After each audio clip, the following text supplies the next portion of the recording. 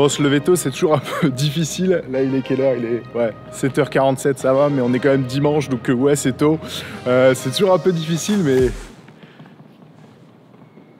ça motive quand même de fou.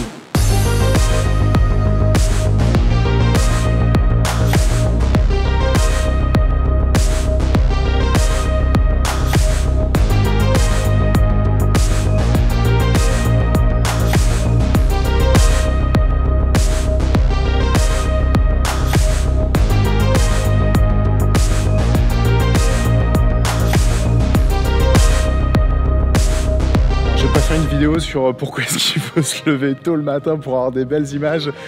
Déjà la lumière, hein. Et qu'à regarder, là c'est incroyable cette lumière là, c'est fou. Et surtout le mieux, c'est que vous avez la ville à vous tout seul quoi. Quand je regarde là derrière, même devant ici, je suis tout seul et ça c'est quand même très cool. Il n'y a personne. Trop bon.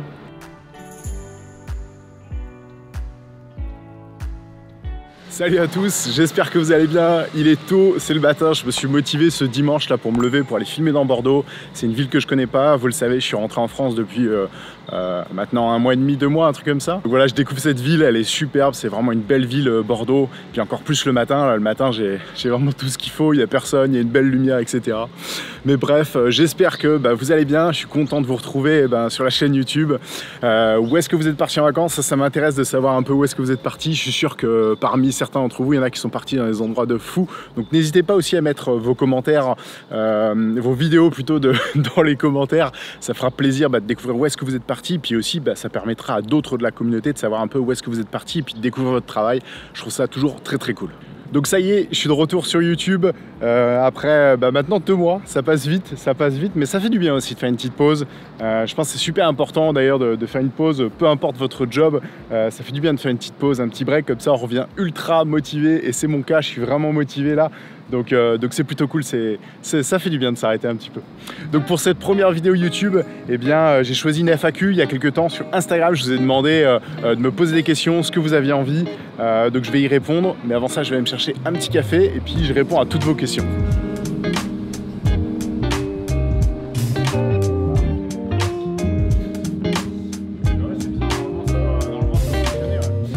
Ça y est, petit café là pour répondre à vos questions. Restez bien aussi jusqu'à la fin de la vidéo, j'ai 2 annonces à vous faire qui sont plutôt cool. Ouais, ici ça va être pas mal pour répondre à vos questions.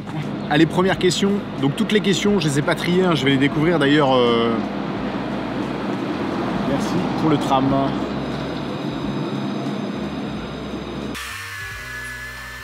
Donc je vous disais, toutes vos questions, je vais les découvrir. Je les ai pas du tout lues parce que je voulais les découvrir tout simplement en faisant cette vidéo. Donc j'ai pas fait de tri, elles vont être vraiment dans les désordres. Je pense que ça va aller dans tous les sens, donc c'est parti. Première question, quel système rapide de livraison utilises-tu? Eh bien moi pour le moment j'utilise Amazon. Amazon parce que c'est facile, on trouve de tout. Tout le monde connaît Amazon. Alors je sais que c'est pas forcément le truc le plus aimé Amazon pour pas mal de raisons voilà, qu'on va pas débattre ici dans cette vidéo. Mais voilà, Amazon je trouve que c'est le plus fiable et puis c'est celui que j'utilise le plus pour l'instant. Après on verra dans quelques temps si je me mets à utiliser d'autres sites, mais ça on verra. Aimerais-tu faire de la fiction, genre court-métrage, moyen-métrage, voire même des films? Je pense que ouais, j'aimerais bien. C'est un peu le rêve un peu de tous les... Il y a le bus là qui est en train de me gaver un petit peu. Je me fais bouffer par les moustiques. Ouais, j'aimerais bien faire des films, films court-métrage, ça me plairait bien. Mais pour le moment, avec YouTube et puis toute la partie business à côté, ça prend énormément de temps. Et c'est vrai que c'est un peu, je pense que c'est un peu le rêve un peu de tous les vidéastes, plus ou moins. Mais on ne sait pas trop comment y accéder. C'est un truc un peu obscur, il n'y a pas trop d'infos sur le net, c'est quand même assez difficile.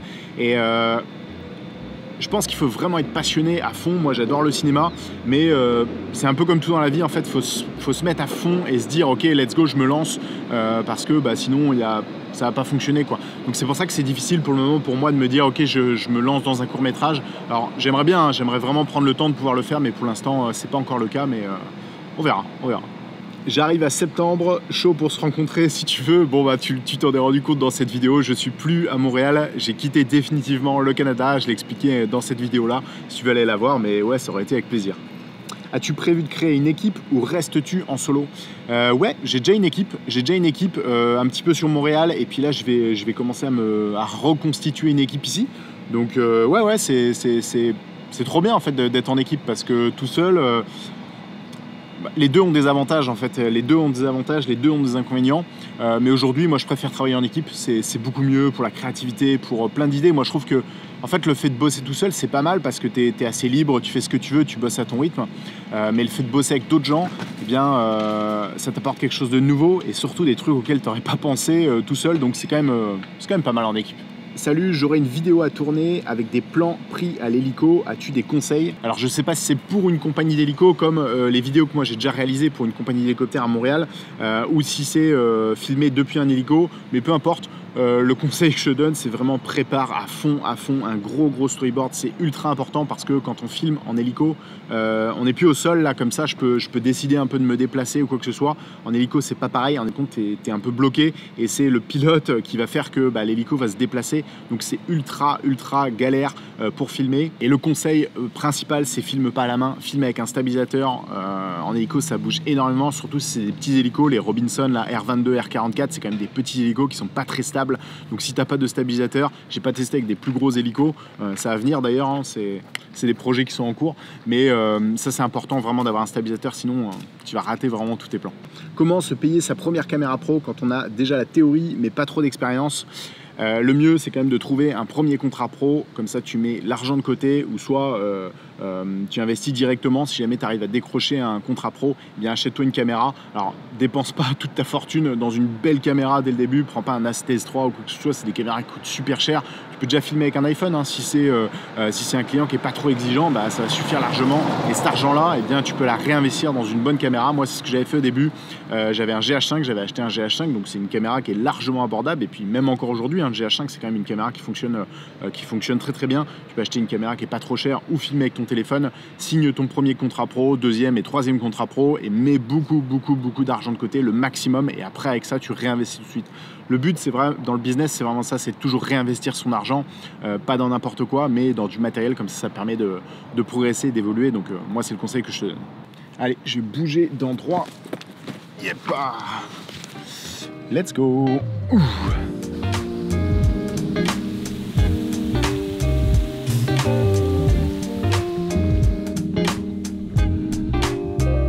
Ouais, c'est mieux. RS3, tu as pu le tester? Non, pas encore. Et honnêtement, ça m'intéresse pas plus que ça parce que ce stab-là, il n'a pas de grosse évolution. Il est très bien, hein, il est super bien, il stabilise encore mieux a priori. Après, ça doit être quand même un peu du détail. Mais voilà, je trouve que la fonction, bien sûr, la fonction du lock motor, là, c'est super pratique, ça fait gagner du temps. Mais je ne considère pas que ce soit un investissement intéressant quand on a un RS2. Si on a des stabilisateurs un peu plus anciens, là moi je vous conseille vraiment de switcher sur le RS3. Je te conseille vraiment de switcher sur le RS3. Mais sinon, il n'y a pas forcément besoin. La vie est plus chère qu'en France, au Canada. Ça dépend de ce que tu manges, ça dépend de ce que tu veux faire. Il y a des choses qui sont moins chères. Toute la partie électronique et tout pour les caméras, c'est à peu près 20-30% moins cher. Il y a un petit peu moins de taxes et surtout c'est en dollars canadiens, c'est-à-dire que les prix sur les sites internet, c'est en dollars canadiens. Donc quand on fait la conversion en euros et puis quand on compare vraiment, oui, c'est un petit peu moins cher. Après, de dire que la vie est moins chère, je pense qu'on gagne un peu mieux notre vie au Canada qu'en France, mais après ça dépend, c'est difficile quand même de répondre à cette question-là parce que ça dépend aussi du train de vie de chacun. Donc non, moi je considère pas que la vie elle est plus chère au Canada ou elle est plus chère en France. Je pense que c'est à peu près, ça se vaut à peu près.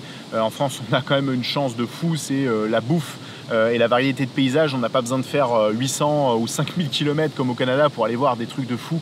Donc ça c'est quand même très cool. Comment faire des plans sympas? Eh bien, prends ta caméra, entraîne-toi, c'est le meilleur conseil que je peux te donner. Ne regarde pas que des vidéos YouTube, c'est pas ici que je devrais dire ça, mais vraiment, ne regarde pas des vidéos YouTube et passe à l'action en fin de compte. Sors avec ta caméra et ça va être vraiment le mieux. Comment trouver des prestations, proposer ses prix, proposer ses services et prix? J'ai fait 3 vidéos là-dessus, je te les recommande, je te les mets juste ici, c'est vraiment des vidéos qui sont super, je donne vraiment plein de conseils là-dedans, tu vas vraiment trouver plein d'infos. faire des vidéos YouTube et des projets personnels permet de bien débuter dans la vidéo. Oui, à fond, à fond, à fond.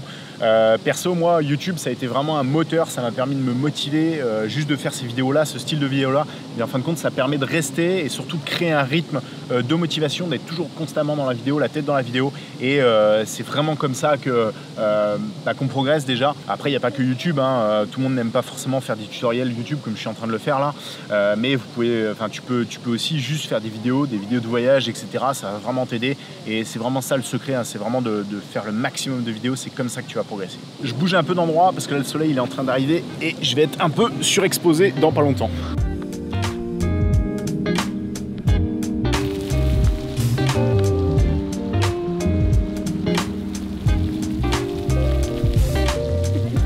On continue avec la suite des questions. Est-ce que la vie professionnelle ne prend pas trop le dessus sur la vie perso?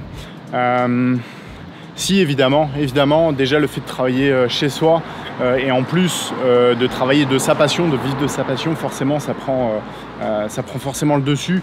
Mais il faut vraiment absolument, alors c'est impossible à faire au début, hein. Enfin perso j'ai jamais réussi à faire ça au début, mais il faut vite mettre des limites, vite mettre des barrières et de se dire par exemple de 8h à 17h je travaille et après 17h c'est fini, je touche plus à la vidéo. Ou enfin je dis ça, je touche finalement toujours à la vidéo, mais il faut vraiment se mettre des limites, surtout pour la partie pro, parce que sinon ça devient envahissant et ça vous monte à la tête. Et je pense qu'au fur et à mesure des années, ça peut te dégoûter de la vidéo vraiment complètement parce que tu penses qu'à ça. Donc vraiment, ouais, faut vraiment séparer les deux, quoi. Alors quel boulot as-tu fait avant d'être vidéaste? J'en ai fait beaucoup. J'ai été sapeur-pompier de Paris, j'ai été coach sportif, j'ai travaillé dans la pêche industrielle, dans la menuiserie, dans le bâtiment. J'ai fait pas mal de trucs dans le bâtiment. J'ai été plombier chauffagiste, j'ai été menuisier, j'ai travaillé un peu dans le commerce, dans l'industrie. J'ai fait vraiment beaucoup de métiers.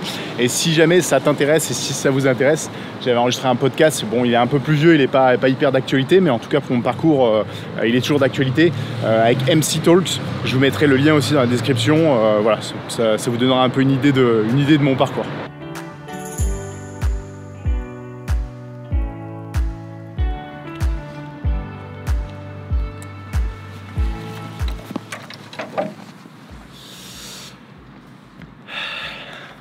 Tu penses quoi des X-T4, H2S? Je connaissais même pas cette caméra-là pour la vidéo. Je trouve que Fuji est un peu sous-coté.